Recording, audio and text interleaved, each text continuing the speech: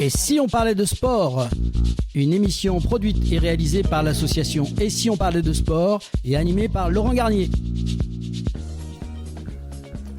Top départ pour cette 100e émission de Et si on parlait de sport. Chaque semaine, nous entrons sur le terrain pour mettre en lumière ceux qui font vibrer le sport dans l'effort comme dans la passion. Ici, pas de temps mort, témoignages, analyses, coups de cœur et belles performances sont au programme. Un grand merci à nos partenaires LG Consultants, Samperconnect, l'agence Bellombra et Dialogue Sport qui joue au collectif avec nous chaque semaine. Et bien sûr, merci à notre équipe d'animateurs et d'animatrices, chroniqueurs, consultants, des équipiers de haut niveau. Le match commence maintenant, et si on parlait de sport? Bonjour à tous et à toutes et merci de nous rejoindre pour cette nouvelle émission. Et au sommaire, un premier mi-temps, un zoom particulier sur un sport, un projet innovant en Occitanie où le sport écologie font équipe. La mission Écosport mobilise des jeunes volontaires en service civique pour promouvoir une pratique sportive durable, engagement citoyen, défis environnementaux et sensibilisation sur le terrain. On en parle avec Anne Descoubès du comité régional Sport pour tous. Et en deuxième mi-temps, cette semaine, c'est le sable chaud et le soleil avec une immersion dans l'univers du beach volley de haut niveau. Nous recevons Elsa Descamps, athlète expérimentée au parcours international, et Romane Zobelzaz, qui est jeune talent prometteuse du beach volley français. Membre de l'équipe de France, elles forment toutes les deux de paire ambitieuses qui déjà fait parler d'elles sur le circuit mondial. À leur côté, Didier Don, coach en préparation mentale, nous dévoile les coulisses de leur accompagnement et les clés pour faire former au plus haut niveau. Une interview croisée entre passion, exigence et vision d'avenir, à écouter sans modération. Mais avant d'entrer sur le terrain pour cette 100e émission, petit tour par l'avant-match. Et si on parlait de sport avant match?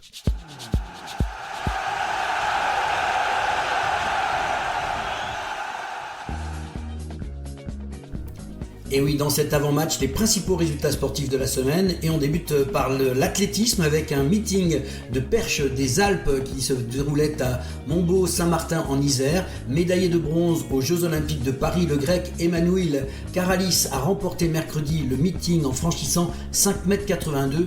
Thibaut Collet a lui passé 5,75 m.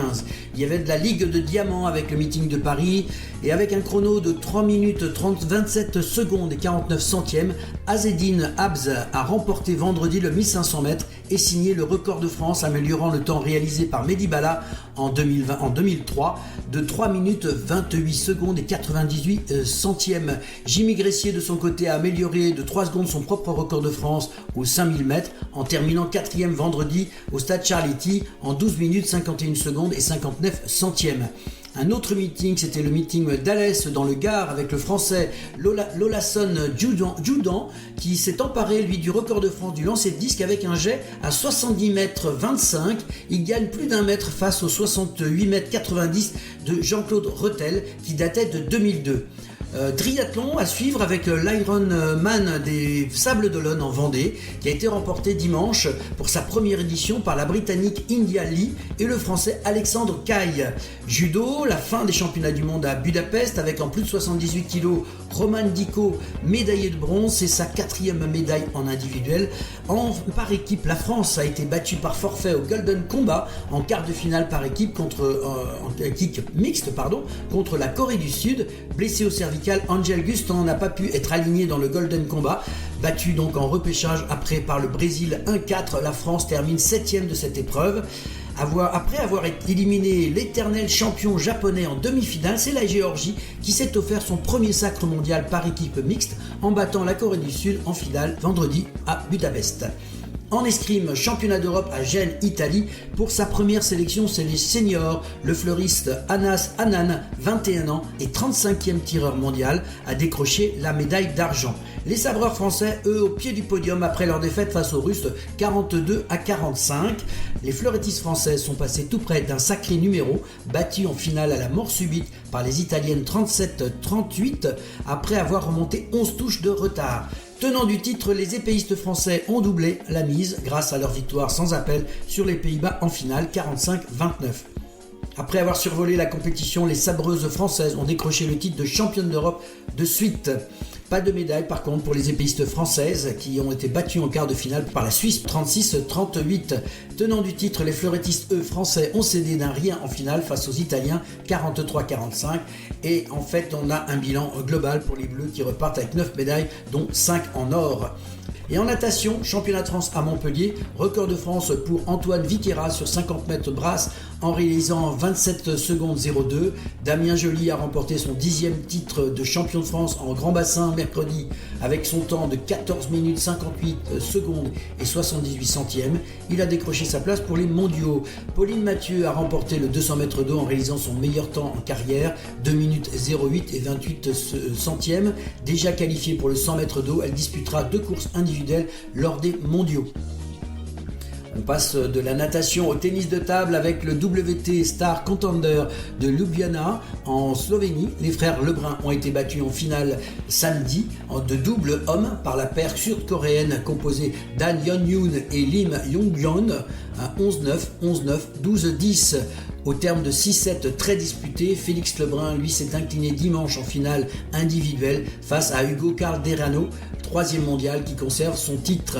Cyclisme BMX avec les X-Games qui se déroulaient à Osaka au Japon. Le médaillé d'or des Jeux 2024, Anthony Jean-Jean, a marqué l'histoire de son sport en devenant le premier Français médaillé aux X-Games en BMX Freestyle Park.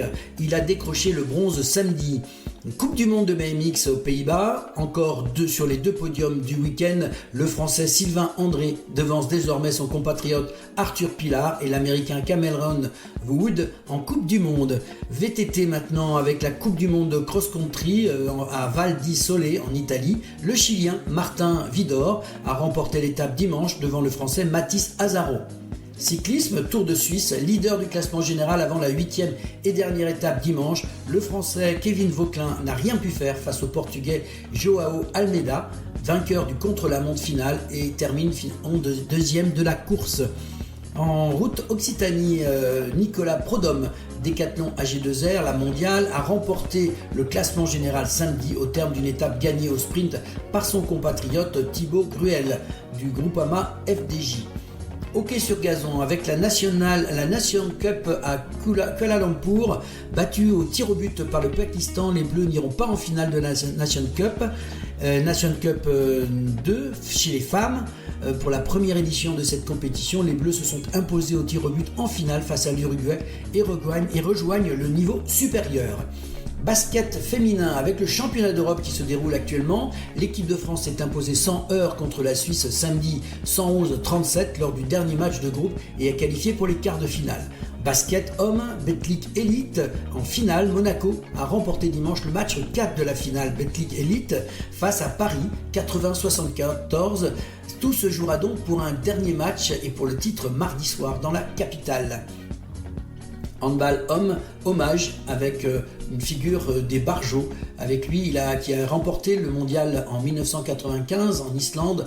L'ancien arrière de l'équipe de France de handball, Denis Latou, est mort dans la nuit de samedi à dimanche à l'âge de 59 ans. Et donc nous voulions aussi rendre hommage à ce grand joueur.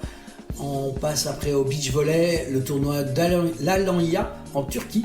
Le beach volley tricolore a vécu un très beau dimanche avec 2 médailles au bout de ce challenge, la 2e catégorie de compétition du circuit mondial.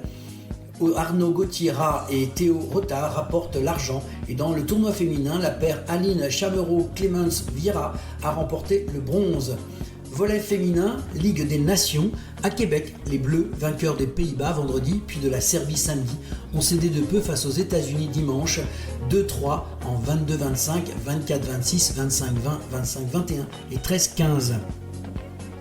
Football, Euro 2025 Espoir, en battant le Danemark dimanche 3-2, les moins de 21 ans français se sont hissés dans le dernier carré de l'Euro grâce à 2 buts inscrits dans les dernières minutes du temps réglementaire. Il y a aussi en ce moment la Coupe du Monde des clubs, battue donc par l'équipe de Botafogo, volontaire accrocheuse 0-1 vendredi. Le PSG a su se reprendre en battant à 2-0 l'équipe de Seattle et donc qualifiée pour le prochain match de cette Coupe du Monde et elle affrontera le club de Messi, l'ancien joueur de Paris Saint-Germain. Rugby à 13 Super League, 14e journée, les Dragons catalans s'enfoncent un peu plus dans la crise avec une nouvelle défaite en Super League face à Leyte Léopard, 12-26. Championships, 13e journée, ça va toujours bien pour notre club de Toulouse Olympique 13 qui s'impose face au London Broncos 24-16 et termine la phase aller en tête du championnat.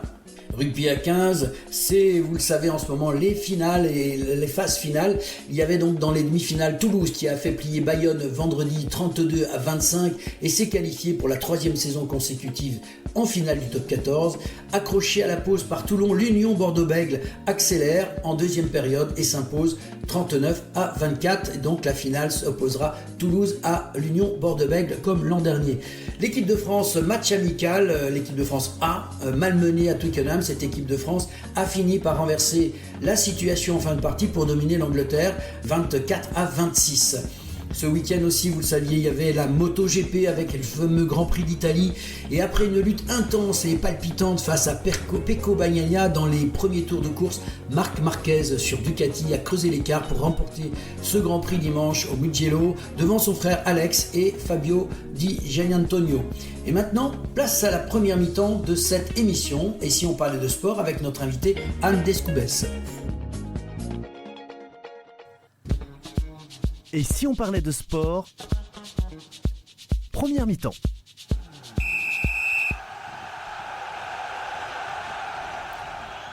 Et retour sur le plateau, et si on parlait de sport, où le sport ne se vit pas seulement sur le terrain, mais aussi dans les projets citoyens qui font bouger les lignes.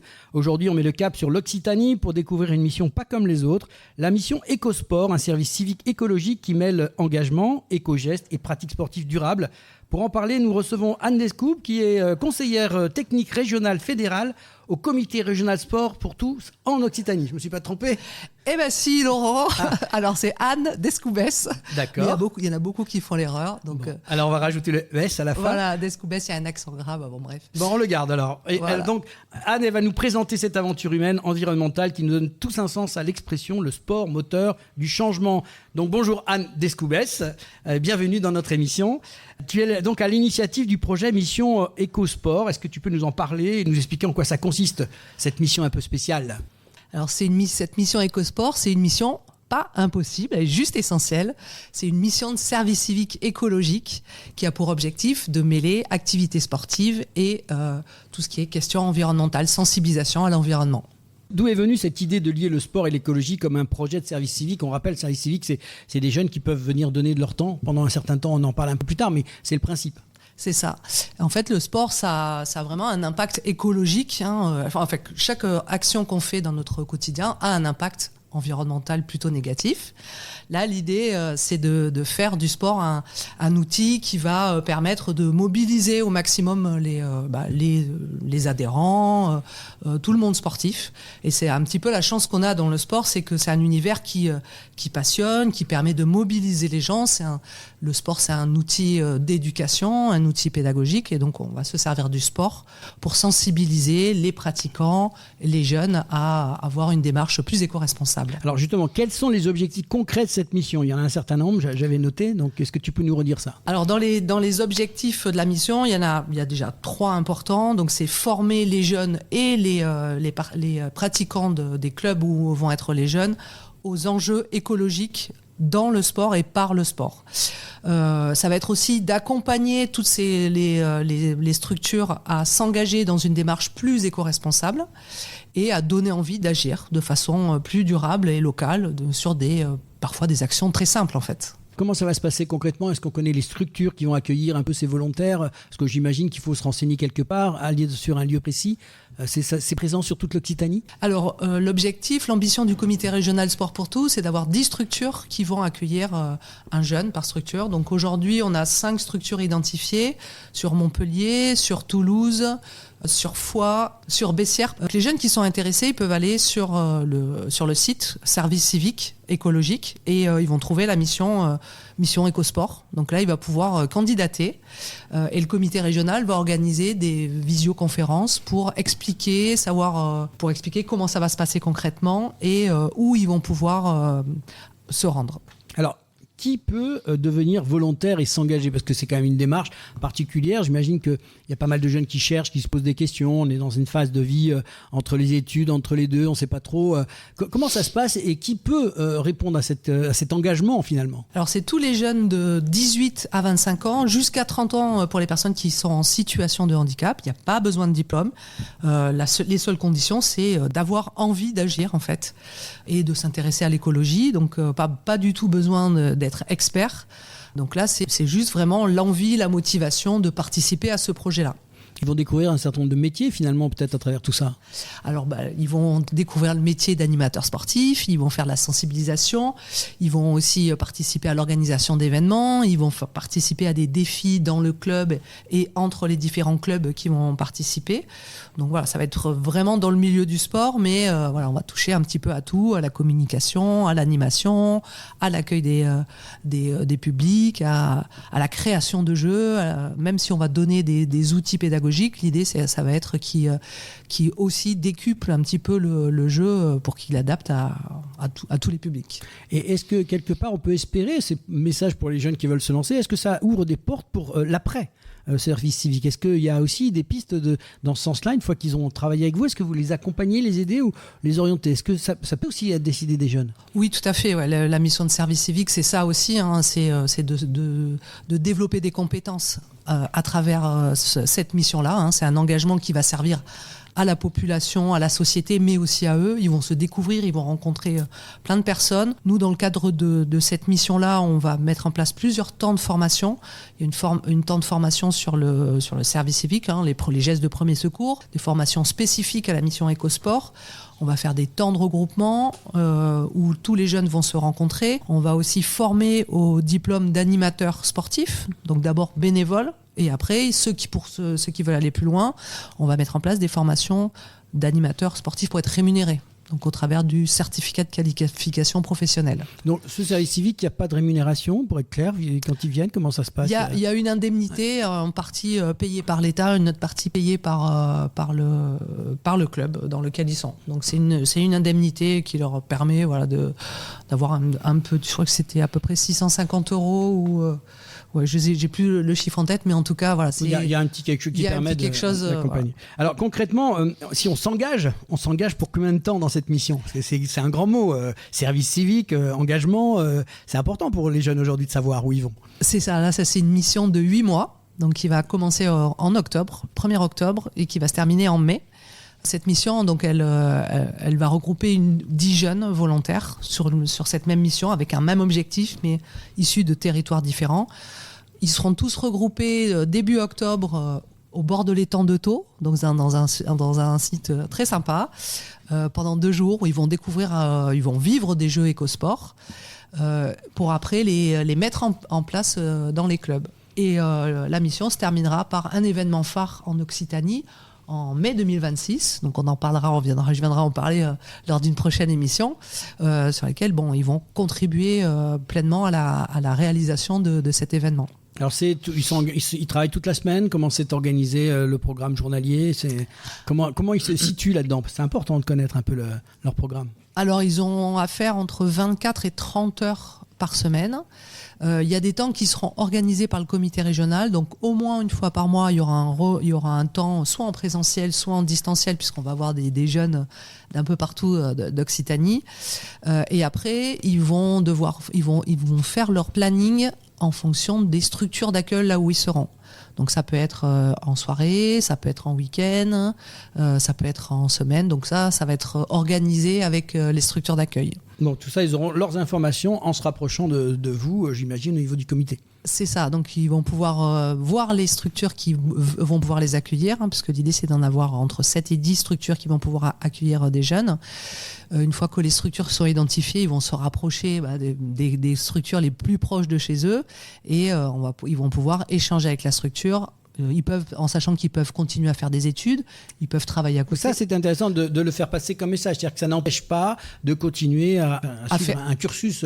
Voilà, tout à fait. On a au comité régional, d'ailleurs, on avait une personne universitaire qui était en formation STAPS, qui était en service civique, qui suivait en parallèle, qui suivait sa formation, qui était en service civique au comité. Donc ça n'empêche pas. Après, c'est une organisation, une gestion du temps. Mais c'est déjà bien de se préparer à ce genre de choses, parce que dans la vie par la suite, il faudra apprendre à s'organiser, donc c'est une belle proposition. Quel impact en fait tu attends sur l'issue de cette première édition, parce que c'est une première en fait? C'est ça, c'est une première fois que ça va se mettre en place avec cette dimension-là, d'avoir plusieurs jeunes qui vont remplir une seule mission. Ça va être de former une première génération de volontaires EcoSport qui après deviendront sûrement les ambassadeurs d'un sport plus durable. Et l'idée, c'est que chaque année, ce soit un dispositif qui se reconduise et qu'on développe des petits ambassadeurs du sport un petit peu partout. Alors, pour le fun, mais un petit peu en off entre nous, il faut savoir qu'il y a ici la corrida pédestre de Toulouse qui s'organise tous les ans et ils ont travaillé énormément de ça. Je discutais avec l'organisateur il n'y a pas longtemps. Ils font un travail de recherche réellement. Ils calculent exactement ce qu'ils dépensent en carbone, comme on dit, et ils essayent de diminuer un maximum. C'est un vrai sujet. On a eu l'occasion de travailler avec eux et je trouve que le concept est assez sympa, ce qui prouve que des organisations d'événements, et traverser tout Toulouse en courant avec un 3 km et un 10 km ou un 9 km, je crois, c'est quelque chose de... Voilà, ça dépense de l'énergie, ça fait... Il y a des choses intéressantes à calculer. Ils ont mis en place vraiment une structure qui calcule et ils font en sorte de minimiser un maximum cette dépense. On dit toujours que le sport, effectivement, au niveau de l'écologie, il a du travail à faire. Ben voilà, on a un bel exemple de ce qui se passe ici dans cette corrida. C'est ça, l'idée, c'est de faire toujours mieux, en fait, d'analyser ce qu'on fait aujourd'hui, de voir comment réduire au maximum. On sait que c'est possible, on sait que tout ce qui touche au transport, à l'alimentation, c'est ce qui a le plus d'impact. D'ailleurs, moi, je suis venu en train, j'ai pris 1000 plus de temps que si je venais en voiture. Mais bon, voilà, c'est de voir la vie différemment et de mesurer effectivement l'impact. Et on peut changer. Après, c'est juste un changement de mentalité, se dire que c'est possible de faire moins vite, mais pour que ça soit plus joyeux, plus durable. Donc c'est vers ça qu'on va tendre, quoi. C'est un vrai projet ambitieux. Alors, quel est le mot qu'on pourrait faire passer à ceux ou celles qui hésitent encore à rejoindre cette aventure-là? Parce que là, on s'adresse vraiment à une certaine jeunesse qui sont dans l'incertitude, dans la réflexion. Quel message tu as envie de leur faire passer pour donner une aide à la décision? Une aide à la décision, déjà, c'est en participant à cette mission EcoSport, ça permet de faire une meilleure version de soi-même dans le futur et d'embarquer aussi tout le monde sportif dans cette dimension, dans ce changement qui est aujourd'hui essentiel. J'aime bien le mot d'ambassadeur, donc voilà, ça leur donne aussi une espèce de rôle, une fonction que tu leur proposes derrière. Ça me paraît intéressant. Où est-ce qu'on peut donc retrouver toutes ces informations-là? Tu as un site, tu as quelque chose à me redonner? Alors, sur le site du comité régional Sport pour tous Occitanie, il y a un espace pour le service civique où il va y avoir une petite vidéo de présentation de ce que c'est que cette mission de service civique écologique, où il va y avoir les structures qui peuvent accueillir les volontaires. Et après, l'autre site où il faut absolument aller, c'est pour s'inscrire, pour candidater, c'est le site du service civique écologique. Donc, et ça démarre maintenant? Comment ça se passe? Le top départ, c'est quand? Alors, la mission, elle commence en octobre. D'accord. Par contre, la mission, elle est déjà sur le site du service civique écologique. Donc, on a déjà une dizaine de candidatures pour cette mission-là. Donc, je vais faire plusieurs temps de visio pour présenter cette mission, pour échanger avec les jeunes. Donc, tout le monde peut candidater dès maintenant. Donc, ça touche toute l'Occitanie principalement ou c'est réservé? Non, c'est quoi le périmètre en fait? Alors, c'est l'Occitanie. Après, ce qui va définir le périmètre, c'est les lieux où seront les structures d'accueil. Pour l'instant, on a Toulouse, Montpellier, Foix, Bessières dans la Haute-Garonne. Nîmes aussi, j'ai vu, non? Et Nîmes, oui, pardon. Et Nîmes aussi, ouais. C'est quand même le périmètre qui est assez large. Il y a d'autres choses qui vont se développer, d'autres lieux, ou pour l'instant on reste sur ces 5-là? Oui, l'idée c'est qu'il y ait d'autres lieux, qui est à peu près 7-10 communes en fait, qui soient concernées. Bon, mais on souhaite que ça fonctionne. En tout cas, c'est un beau projet. Merci Anne pour cet éclairage sur la mission Écosport, un projet qui montre que le sport peut aussi rimer avec écologie, citoyenneté et transition durable. Si vous avez entre 18 et 25 ans, que vous avez envie d'agir pour votre territoire et d'inventer le sport de demain, cette mission est peut-être faite pour vous. Et bien sûr, Anne, tu es la bienvenue dans l'émission quand tu veux pour nous faire parler de ça, éventuellement venir avec un jeune qui aurait participé, qui pourrait témoigner, parce que j'imagine que dans l'esprit, on va aller plus loin. Oui, tout à fait. Ouais. C'est l'idée de faire témoigner et que ça donne envie aux autres de s'engager et que ça se développe de plus en plus. Donc, on reviendra. Ça marche. Merci beaucoup, Anne. C'est la mi-temps. Retour au vestiaire. On se retrouve dans quelques instants avec nos invités, Romane Sobezas, Elsa Descamps et Didier Don. Merci. Et si on parlait de sport, mi-temps.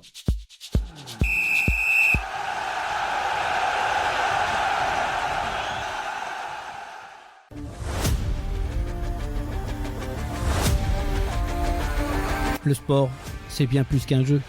C'est une passion qui se vit sur le terrain et dans les tribunes. Encourager son équipe, vibrer ensemble, c'est ça l'esprit du sport. Mais insulter l'adversaire, contester un arbitre, faire preuve de violence, non, ça ce n'est pas du sport. Que ce soit sur le terrain ou en tribune, le respect est la règle d'or. Le vrai champion, c'est celui qui respecte ses coéquipiers, ses adversaires, les arbitres et son sport. Respectez mon sport, parce qu'avec du respect, le sport est plus fort.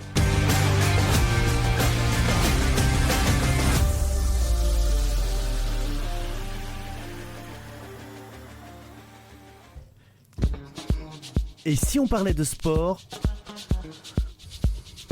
deuxième mi-temps.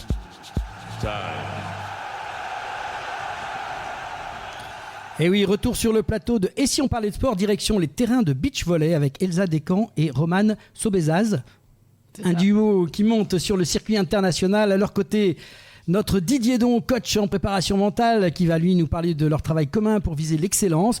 Une rencontre entre expérience, jeunesse et ambition. C'est tout de suite. Et si on parle Ici, on parlait de sport. Bonjour à tous les trois. Bonjour. Et merci d'avoir accepté de participer à cette émission. On va commencer par Elsa. C'est un beau parcours dense et inspirant. Vous avez jonglé entre les études sport de haut niveau, carrière et à l'étranger. Est-ce que tu peux nous raconter un petit peu ce qui t'a mené jusqu'au beach volley, jusqu'au haut niveau ? Déjà, merci de nous avoir invités sur cette émission. Du coup, moi, c'est Elsa Descamps. J'ai 28 ans et c'est vrai que j'ai commencé en volley indoor. Donc, c'est le volley classique. J'ai commencé dans mon club en Alsace et en fait, au fur et à mesure, j'ai vu que j'avais du potentiel et j'ai intégré le Pôle France à Châtenay-Malabry. Donc c'était le Pôle France cadette. Ensuite je suis passée au Pôle France junior à Toulouse. Donc c'était en suivant, j'avais fait les équipes de France cadette, junior. Et après le Pôle France à Toulouse, j'ai décidé de partir 5 ans justement aux États-Unis grâce à une bourse sportive. Et j'ai fait 4 ans en indoor et 1 an en beach. Bon, malheureusement, c'était le Covid, mais c'est vrai que c'était une super expérience parce que ça m'a permis vraiment de faire mes études là-bas tout en conciliant le volley, ce qui n'est pas tout le temps possible en France, du moins vraiment bien aménagé. Et du coup, je suis revenue en France en 2020. J'ai intégré un club pro, mais je me suis rendu compte que ça me plaisait plus tellement. Et en 2021, je suis passée totalement en beach. Et j'ai intégré le Pôle France de beach volley à Toulouse.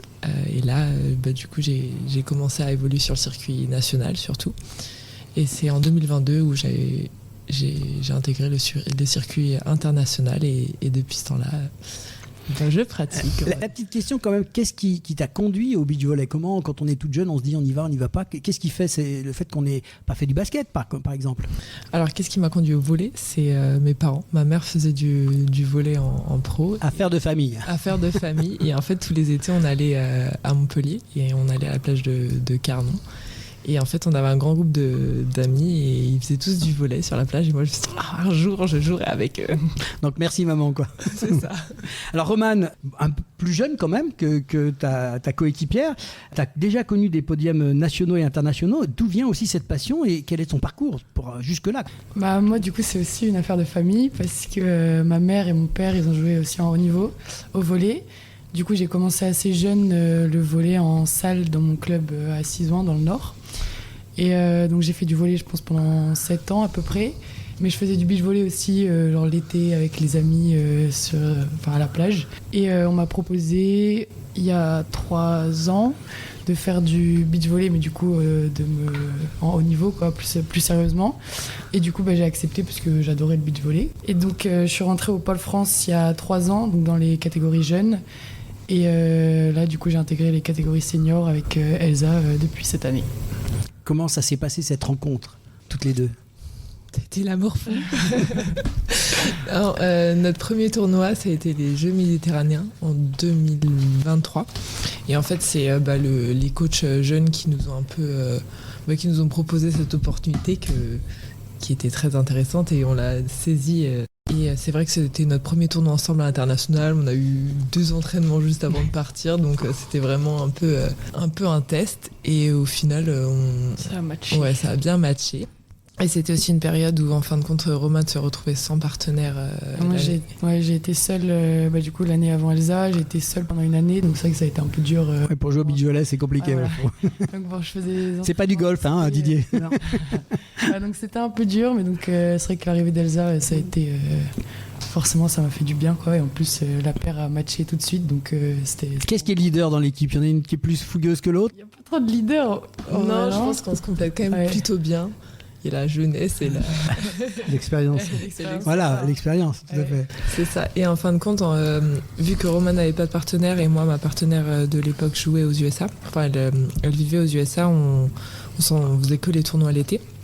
Et donc du coup, avec les entraîneurs du Pôle France, on a décidé de faire 1 à 2 semaines par mois que je vienne à Toulouse pour m'entraîner justement avec Roman. Donc on a fait ça pendant plusieurs mois. Ouais, plusieurs mois, je dirais pas 1 an, mais un gros 6 mois, pour qu'ensuite je revienne définitivement à Toulouse. Ça y est, maintenant vous êtes toutes les deux installées à Toulouse, donc les saisons à venir, c'est ensemble, tout est programmé, quoi. C'est ça. C'est ça.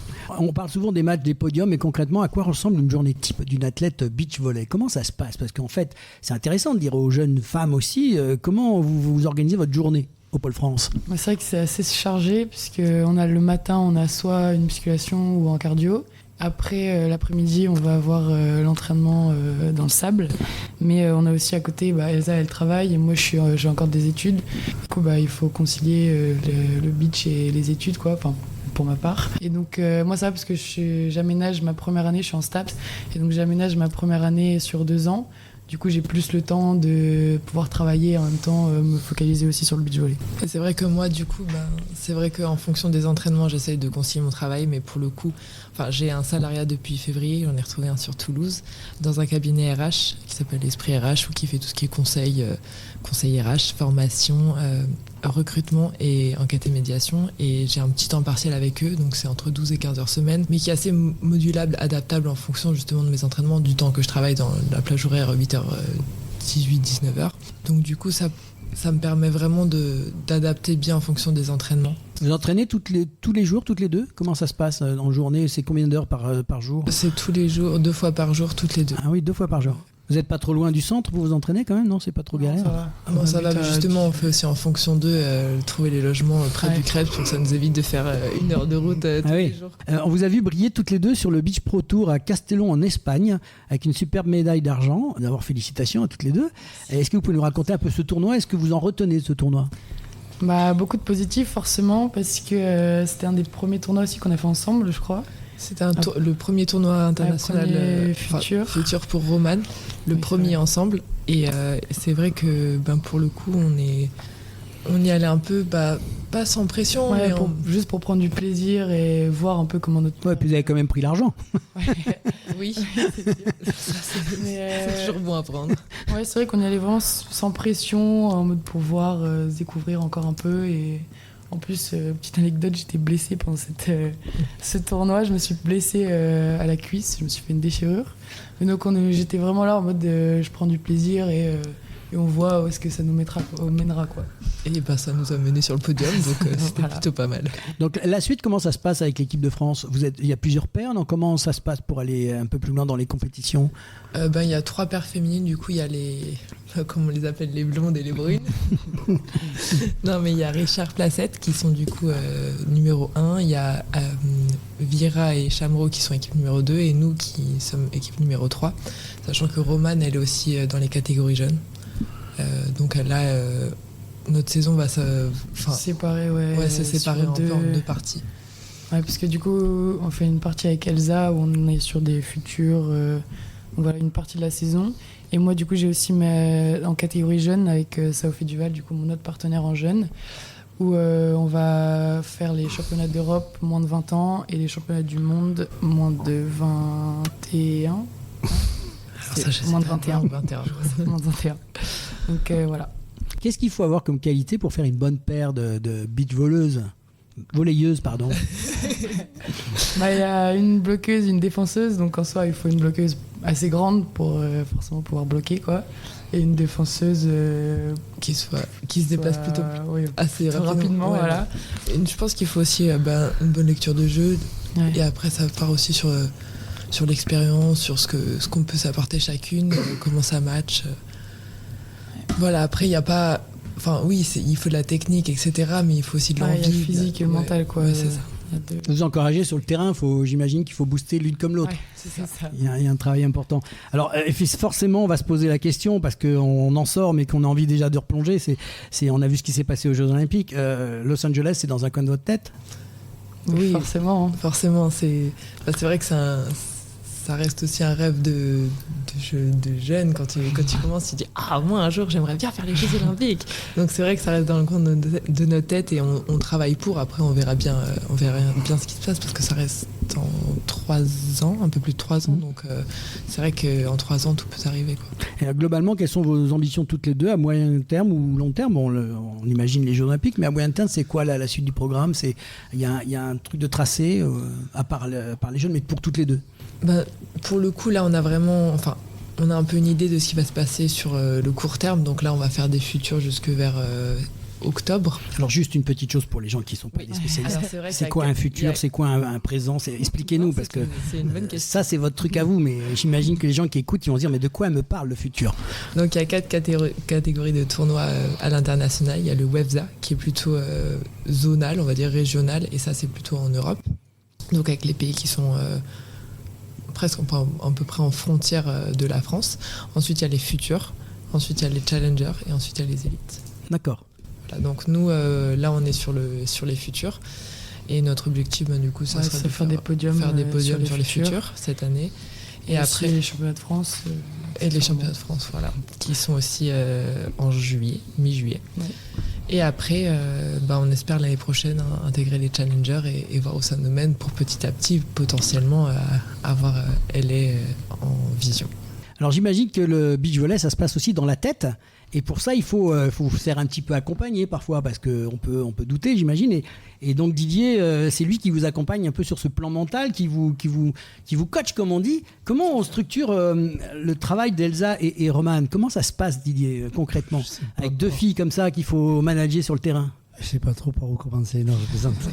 non, c'est très très facile d'abord parce que c'est des filles. Donc des filles, c'est quand même beaucoup plus facile en termes de plasticité mentale et d'acceptation. Et ensuite, tout le travail va être déjà de gérer les pensées, de gérer les situations, et de chaque situation en faire une ressource, et de chaque situation en fonction du regard, de la posture, de l'attitude, de la situation, trouver des solutions. Et ça, c'est dans le mental d'abord par la pensée, mais c'est aussi dans le corps, puisqu'on est quand même fait un sport, et le corps parle, et tout ce travail est en train de se mettre en place. Et moi, je travaille vraiment sur l'échec, entre autres, mais pas pour être l'échec, pour apprendre quelque chose et modifier à chaque fois. Et là, on est en train de modifier des comportements, des attitudes, et au fur et à mesure qu'on avance, il y a des victoires qui arrivent, parce que ce qui est important, c'est aussi de les noter, parce que c'est là qui m'intéresse. C'est quand on gagne, qu'est-ce qu'on a fait de différent par rapport aux parties où on perd. Qu'est-ce que je remets en question et qu'est-ce que je garde. Et ça, c'est tout le travail qu'on fait en ce moment avec Elsa et Romane, et ça commence à prendre forme. Qu'est-ce qui te marque chez elles par rapport à ce duo qui est en train de naître, en fait, puisqu'il est assez récent? Qu'est-ce qui te marque dans leur personnalité, dans leur manière d'être? Parce que, comme je vous l'ai dit, ce sont d'abord des personnes qui sont à l'écoute. Elles sont dans un projet, de vie, elles sont dans un projet d'élite, hein, et en fait, elles ouvrent tout, quoi. Elles ouvrent tous les chakras, les oreilles, les yeux, et tout ce qu'elles peuvent capter. Elles le captent, et après, elles essayent au mieux qu'elles peuvent pour arriver à les mettre en situation. Et puis après, on communique assez régulièrement après chaque match. On est en lien pour voir qu'est-ce qui s'est passé, qu'est-ce qu'ils ont mis en place. Et à chaque fois, moi, je leur pose des questions. En fait, mon boulot, moi, c'est tout le temps poser des questions. Moi, c'est le côté féminin du coach, c'est toujours poser des questions. Parce qu'en fait, quand on pose des questions, on a automatiquement une réponse. Et c'est la réponse qui m'intéresse. T'es en train de dire que les filles, elles parlent tout le temps, c'est ça? Non, elles posent des questions. C'est ça qui est très bien. Mais au moins, on sait où on va. Mais en fait, quel est, est-ce que tu peux nous le dire, c'est pas un secret, quel est leur point qu'il faut qu'elles travaillent le plus? Aujourd'hui, c'est lorsqu'il va y avoir une grosse pression en face, c'est trouver la solution pour faire ce bloc hyper puissant, sentir qu'en face, il y a de la résistance, et cette résistance qui te fait de monter encore plus haut. C'est un peu comme vous avez deux boxeurs, un qui est très fort, l'autre très faible, le combat va être pourri. Vous avez une grande équipe de rugby qui, en fait, comme la finale, 60 points derrière, par contre, quand vous avez quelqu'un qui vous met de l'opposition, là, vous grandissez parce que c'est là que vous allez chercher les situations. Et on est en train de travailler plus le niveau va monter en face, plus je vais être solide, moi, dans mon couple. Alors donc, j'imagine que là, avec ces conseils-là, on peut atteindre un certain nombre d'objectifs. Quels sont vos objectifs à venir dans les semaines, les mois à venir? Là, c'est vrai que du coup, on a jusqu'à... Je parle d'objectifs, je parle pas de match à jouer, c'est objectifs concrets, quoi. Hein. Ouais, on a jusqu'à mi-juillet ensemble, donc du moins vraiment prévu, après ça sera à voir. Mais c'est vrai que l'objectif, c'est vraiment de faire un podium sur les championnats de France et sur le prochain futur qu'on va faire en Suisse, et qui est à Genève dans 6 jours. Ouais.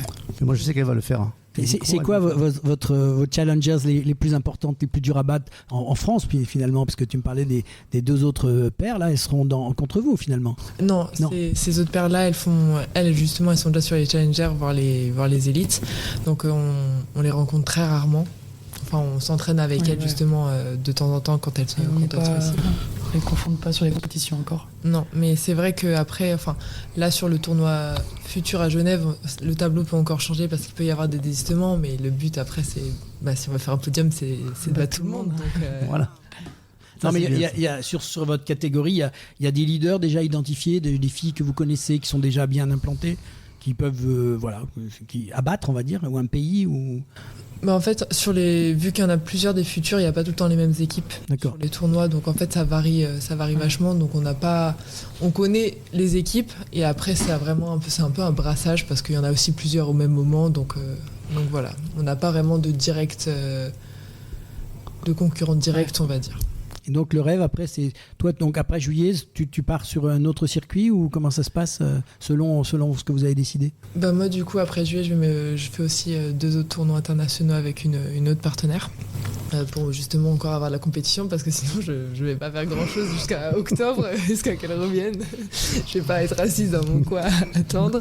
Mais ouais, du coup j'ai réussi à trouver une partenaire avec qui faire 2 autres tournois, dont un à Montpellier, donc c'est à la maison sur un futur, donc c'est vraiment une super opportunité. Et je vais peut-être faire un tournoi national dans le Pays Basque à un moment donné, il me semble. Et Romane? Moi du coup ça va être les championnats d'abord en WEFZA avec Saofé, mon partenaire, dans les catégories jeunes. Après il y aura les championnats d'Europe, du coup moins de 20. Et quand tu dis les championnats d'Europe, l'ambition c'est quoi? C'est ça qui m'intéresse que tu nous dises à l'antenne, quoi. Oui, c'est le podium. Je fais du coaching là, c'est la motivation, c'est d'avoir le podium. L'année dernière on a fait 4e avec Saofé au championnat d'Europe U20, donc là on aimerait bien monter sur le podium cette année. Et après, forcément, les championnats du monde, moins de 21, où on aimerait aussi faire une perf et monter sur le podium. Mais c'est assez atypique parce que Saofé, c'est aussi une défenseuse au même poste que moi. Du coup, on est 2 défenseuses, donc on n'a pas vraiment de bloqueuse. Donc c'est vrai que c'est un peu plus... C'est pas dans la norme, quoi, vraiment du beach volley. Donc on s'en sort comme on peut, mais après, la paire, elle marche quand même, parce que on a fait il n'y a pas longtemps un Queen of the Court, qui est aussi un tournoi international assez... C'est un tournoi international parce qu'il y a vraiment des équipes du tour qui viennent, qui peuvent aussi se mixer. Donc ça, c'est aussi une particularité. Ouais. Et en fait, c'est une autre forme de jeu. C'est un autre format où en fait, c'est plutôt des gagne-terrain en fait. Et donc, tu as toutes les équipes au service. Tu en as une qui est sur le terrain de l'autre côté. De l'autre côté, en side, en fait, en réception. Et le but, c'est de passer de ce côté-là parce que c'est là où tu gagnes des points. Et donc on a réussi à gagner ce tournoi-là. Donc on était assez contente alors qu'on y allait non plus. Enfin, on y allait vraiment pour se faire plaisir, pour jouer ensemble et voir où ça nous mène, quoi. Et donc on a réussi à gagner ce tournoi. Donc c'est assez prometteur, on va dire, pour la suite, pour les championnats d'Europe et les championnats du monde. Donc voilà, on espère avoir le podium. Mais c'est tout ce qu'on va vous souhaiter. Un dernier mot, Didier, pour encourager à ces objectifs, tes filles? Moi, c'est très simple, il faut qu'elles gagnent. On est là pour ça. Moi, chaque fois que j'ai pris un athlète, je l'amène au haut niveau. Il n'y a pas de raison que ça ne gagne pas. Il suffit juste qu'elles. La chose la plus compliquée aujourd'hui, c'est pas le changement, c'est la résistance au changement. Et comme je l'ai dit, et la personne qui va lâcher prise, à un moment donné, tout est en elles et elles peuvent arriver là où elles désirent d'aller. Pour moi, c'est clair, ça fait 25 ans que j'accompagne, avec 25 ans que ça marche. Donc c'est enregistré, mon Didier. Moi, c'est enregistré. On te ressort la bande quand elles ont gagné. Pas de problème. On te revient. En tout cas, merci à tous les trois pour cet échange passionnant. On vous souhaite une belle saison, de la réussite sur le sable et pourquoi pas un billet pour Los Angeles dans les prochaines années. Vous êtes les bienvenus dans l'émission quand vous voulez. Et à très bientôt. Merci Laurent, au revoir. Voilà, et nous, retour au vestiaire, c'est la fin du match. Tout de suite, l'agenda de la semaine avec les grands rendez-vous sportifs à ne pas manquer. Et si on parlait de sport? Fin du match. Et c'est la fin du match et de cette 107e émission avec les grands rendez-vous de la semaine dans l'agenda sportif. Du jeudi 19 au dimanche 29, vous le savez, il y a actuellement le championnat d'Europe féminin de basket qui se déroule en Italie, Grèce, Tchéquie et en Allemagne. Du dimanche 22 au samedi 28, tennis avec le tournoi WTA 500 de Bad Homburg en Allemagne et le tournoi WTA 250 à Innsbruck en Angleterre. Et du lundi 23 au dimanche 29, basket 3-3 hommes-femmes avec la Coupe du Monde de basket 3-3 à Oulan-Bator en Mongolie. En tennis, ATP 250 à Innsbruck en Angleterre et à Majorque en Espagne. Tennis de table avec le tournoi WTT à Contender de Zagreb en Croatie. Mardi 24 juin, basket féminin avec le championnat d'Europe, le quart de finale France et Lituanie. Jeudi 26 au dimanche 29, du cyclisme avec les championnats de France sur route aux Herbiers en Vendée. Il y a aussi l'auto-rallye WRC avec le rallye de l'Acropole en Grèce. Vendredi 27 juin, basket féminin à nouveau avec les demi-finales de ces championnats d'Europe. Du vendredi 27 au dimanche 29, VTT, la Coupe du Monde Enduro à Val di Sole en Italie. En athlétisme, championnat d'Europe par équipe à Madrid. 28 juin, rugby avec la top 14 et cette finale Bordeaux-Bègles et Toulouse. Comme l'an dernier, une finale très attendue par les passionnés de rugby. Football avec la Coupe du Monde des clubs, il y aura un 8e de finale. Samedi 28 au 29 juin, Auto Formule 1, le Grand Prix d'Autriche à Spielberg. Et Moto GP avec le Grand Prix des Pays-Bas. Un week-end vraiment pour les sports mécaniques. Dimanche 29, basket féminin, championnat d'Europe avec la grande finale. Football, Coupe du Monde des clubs en 8e de finale. Du lundi 30 au 13 juillet commence le tennis avec le Grand Chelem ATP et WTA de Wimbledon. Du mercredi 2 juillet au 27 juillet, football avec l'Euro 2025 UEFA féminin en Suisse qui commence et on pourra supporter nos féminines. C'est la fin du match pour cette 107e émission de Et si on parlait de sport. Un immense merci à nos invités, Anne Lescoubès, Elsa Descamps, Roman Zobezals et Didier Don. Vous avez joué collectif, vous avez parlé vrai et vous nous avez surtout fait vibrer le micro comme sur un terrain de jeu. Merci à vous, merci aux auditeurs et auditrices qui êtes de plus en plus nombreux à nous suivre. Vous êtes notre 12e homme, alors continuez, likez, partagez, abonnez-vous à notre chaîne YouTube Et si on parlait de sport et gardez le rythme. Un clin d'œil aussi à nos partenaires de toujours, LG Consultants, Samper Connect, l'agence Bellombra et Dialogue Sport. Merci d'être dans notre vestiaire semaine après semaine, vous assurez le soutien sans faille. Et puis un gros respect à la team de l'assaut, toujours au taquet en coulisses pour vous offrir une émission taillée comme une vraie perf sportive.